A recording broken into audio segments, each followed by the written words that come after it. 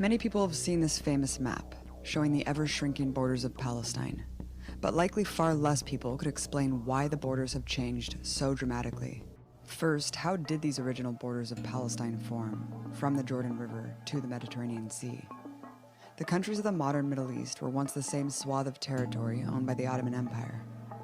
Of the nearly 500,000 people living in Ottoman Palestine, 75% were Muslim, 20% Christian, and 5% Jewish.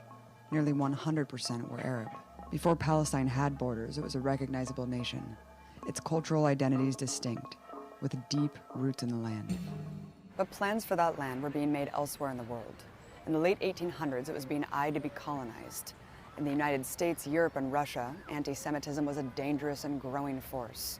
Mob killings of Jewish people were a regular occurrence. In this climate of terror began what is known as Zionism, or the belief in an exclusively Jewish state to be established somewhere in the world. From its founding through the first half of the 20th century, the Zionists remained an extremely small minority among Jewish people. The ideology was rejected by both religious and secular Jewish people. But Zionism, however marginalized, became a fervent political movement, led by its proclaimed father, Theodor Herzl, an Austrian atheist. While first considering Argentina and Uganda as a homeland, the Zionist movement claimed rights to what it called Greater Israel, which includes all of Palestine and part of today's Lebanon, Jordan, Syria, Iraq, and Egypt. Their right to this land was based on the ancient biblical kingdoms of the Old Testament, which disappeared 600 years before the birth of Jesus. Herzl's job became jet-setting around the world, lobbying those in power he thought would be sympathetic to his project.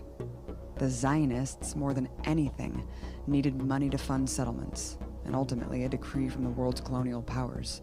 From its inception, political Zionism was not only a plan for colonization and expansion, but one of expulsion of the land's indigenous inhabitants.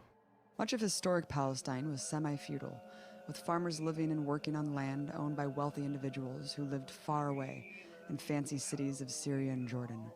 Zionist settlers began purchasing this land in 1882.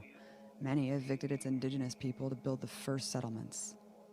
Despite Jews, Muslims, and Christians living in relative harmony for thousands of years, this sprouted immediate tension and conflict.